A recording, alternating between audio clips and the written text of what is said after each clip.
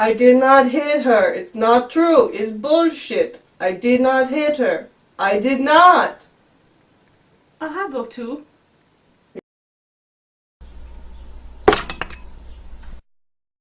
Hi, BookTube. I'm Sarah. And I'm Rebecca. And today we are talking about The Disaster Artist and The Room.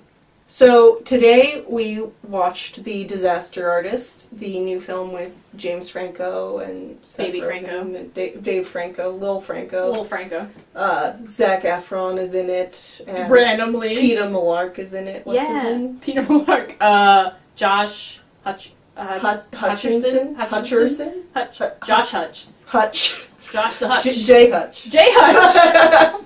Anyway, so when we review movies, our usual way is that we watch adaptations, and one of us reads the source material and one of us does not. The Disaster Artist is based on a book. It's based on the making of the movie The Room, the kind of cult classic bad B movie. I've not read the book. I have not actually seen The Room. I didn't know that before we saw this. You were really blind. And you have read the book. Had read the book. Yes. To start with, who's the book by? I was wondering that because I know it's by Greg, who plays Mark in the film, and another Greg writer. Who plays Mark in the movie The Room. The movie The Room. Yes. This is weird because we're talking about a movie about a movie. Normally, what we do when we do these is we get the initial impression from the person who didn't read the book first. Yes. My impression was that it was a really fun movie. Overall, it was really fun. James Franco was nominated for a Golden Globe. But he was really good. Did not even look like James Franco. No, I kept forgetting it was James Franco. And it never felt like he was mocking Tommy Wiseau. No, it felt very heartfelt. Yeah, he was just imitating. So did you like the movie? I did. I think I would have liked it more if I hadn't read the book. Interesting. There's very little that they changed. I would say one of the biggest changes was that the book is not in chronological order. It starts out actually the night before they're about to start shooting The Room, and that's how we're introduced to Mark and Tommy. They'd already known each other for a few years. And then it kind of flashes back to these scenes of when they met. Greg and Tommy. I keep calling him Mark in my head. Well, hi Mark. Oh, hi Mark. He does play Mark. Greg. Greg and Tommy. And you're kind of getting pieces of them shooting, and then pieces of them first moved to LA and everything, and they moved to LA separately. There was a lot of little changes like that. But that was probably the biggest change, and I kind of understood why they did that in the movie. It might have been a little convoluted if they were time jumping all the time. You also get a little bit about Tommy's life before he came to America, possibly. Where it seems like over the years he's told Greg things here and there, and Greg has pieced it together and giving you these chunks of stories that he doesn't know how much is true, if any of it's true, if it's all true. Interesting. It's really interesting. I feel like in the movie they intentionally left that stuff out. They wanted to leaving the movie with an air of mystery. Yeah, I would say the book still had a big amount of mystery, even having, that information, but yeah, I get what you're saying. Another big change was that Greg didn't seem very excited about making The Room. By the time Tommy came to him with the script, Greg was kind of not given up on acting, but he kind of let go of the dream a little bit, and he wasn't set to play Mark, actually. They had hired somebody else to play Mark. Really? And then the night before, Tommy talked him into playing Mark instead. Interesting. But he kind of seemed reluctant. I don't know how much he took it seriously, whereas in the movie he was taking it very seriously, really excited to make it. How did you feel about just Tommy Wiseau? He's represented as this mysterious character. People are sort of guessing what his life was like, guessing that The Room was him sort of pouring some concepts of himself into... Mm-hmm. Did you get that from the book as well? You get so much more in the book. Interesting. It's really... I don't know how you felt about the progression of Tommy and Greg's relationship, but in the book it's kind of when you're getting the initial flashbacks, they're very sweet at first and heartwarming. They are. Yeah. And then they get progressively more suffocating and dark and sad. Yeah. And it's just I don't know, it's just layered a lot more than the movie is to watch the progression of this relationship. But when they do the flashbacks, you see a lot of The Room reflected in how Tommy treats Greg. And he specifically says how he, felt kind of weird that Tommy built this role for him you know, he said, like, I wrote the part of Mark for you. And it's like, that's not a compliment when you see the movie. Yeah. You know, Mark treats Tommy, or Johnny. It's clearly like, what do they call it when you... Self-insertion. Like self-insertion, yeah, it's clearly like that. I would say that the book was just so good. It was, like, really good. I wasn't expecting it to be that good. So, you said that you liked the book, clearly, but you also said that you think you might have liked the movie more if you hadn't read the book. I guess, like, the movie felt very thin to me in comparison. Okay. Which is hard. It's hard to put those layers in a movie. I mean, they did honestly, a really good job. with, like, any book adaptation, I feel always, that way. Yeah, it's that always it's, like, thinner. seems watery in comparison. Yeah. Do you think you would, like, see the movie and then read the book? Yeah, I don't know. That would be interesting. I'd like to hear somebody's take on it if they do that. I would recommend that if you did like this movie, definitely pick up the book. Their relationship is so fascinating, Greg and Tommy. And it's like, I see why they made a movie out of it, because it's like a movie in itself. I'd seen clips of The Room, and what's funny about The Room is how serious it takes itself, and then that it is so bad. One scene I was like, oh, they're gonna make a comedy about a movie that's already comedic for heartfelt reasons. Mm-hmm. So I was like, this isn't gonna be that good, but it might be kind of fun. But then I started hearing really great things about it, so I was like, alright, let's see it.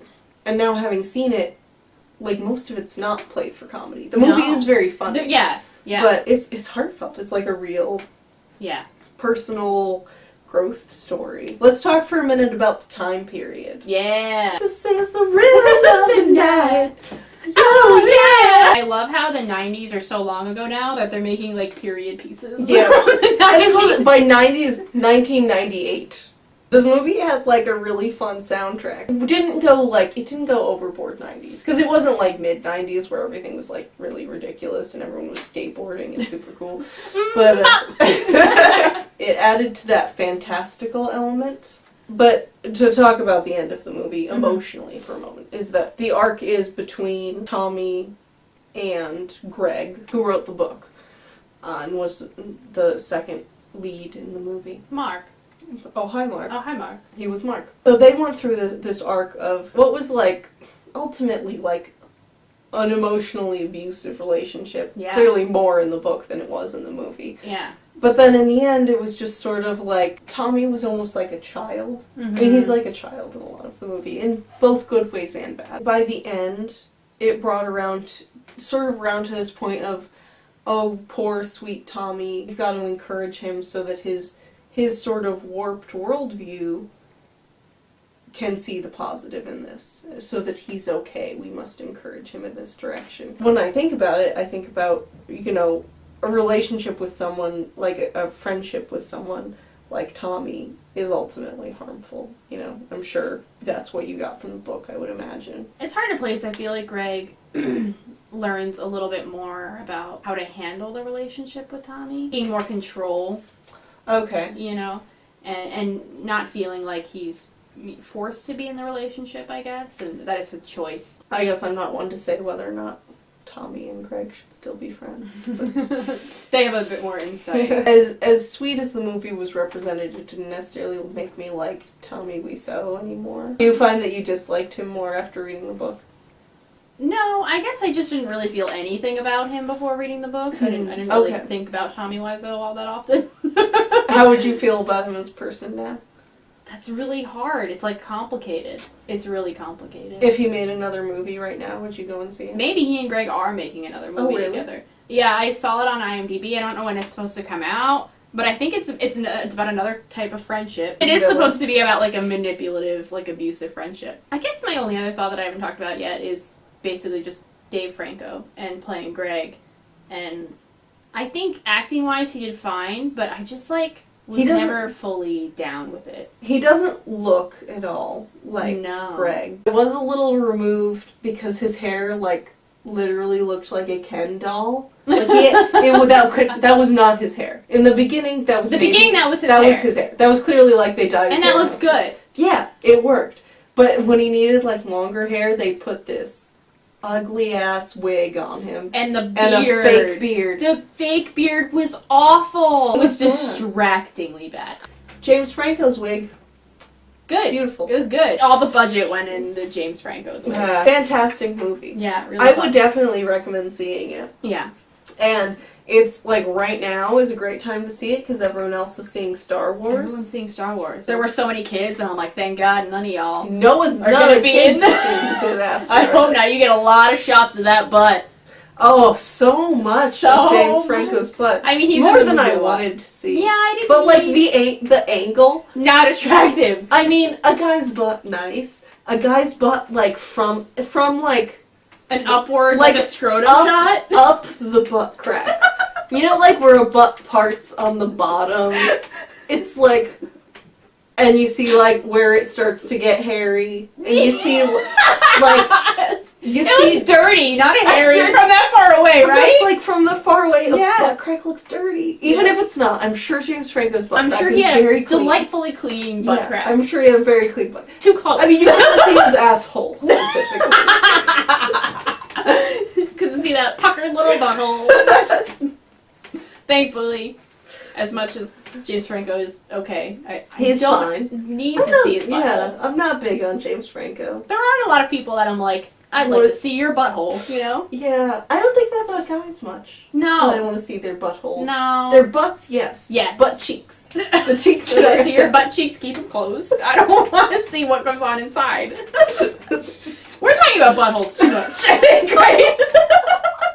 And overall, good movie. Great movie. Please read the book. Oh, Like- so maybe the best course of action would be to see the movie and then read the book. Yeah, I mean, I still really enjoyed the movie. I absolutely recommend the movie. I think just as a movie, whether or not you've seen The Room, because I haven't seen The Room, and still It might make you want to watch it. I had seen The Room, and then I read the book, and I closed it, and I was like, I fucking need to watch The Room right now. Did you? Yes, I watched The Room the next day. The next morning, I watched The Room with my husband because he hadn't seen it, and it was just this whole other fucking level to the movie. If you had to pick an order, would you be like The Room, watch Disaster Artist, then read Disaster Artist, And then watch The Room again. That would be the order. Oh. The Room, Disaster Artist movie, Disaster Artist book, The Room. Oh, It's gonna take a perfect while. sandwich. It's a great sandwich. Just really. A room sandwich. Oh, a room sandwich. Yeah. With Tommy Wiseau butt in the middle. Oof. Mm. Well, I hope that you watch The Disaster Artist, which you could not watch The Room, not read the book, and Definitely. still like a great movie. Next time, BookTube. Hi, BookTube. It's so hard to find when you're doing that. I did not hit her. It's not true. It's bullshit. I did not hit her. It's... Wait, shit, what's that? I did not hit her. It's not true. It's bullshit. It did not hit... Sorry. Line? Yeah, God damn it. We're not even drunk yet. We're trying to do this.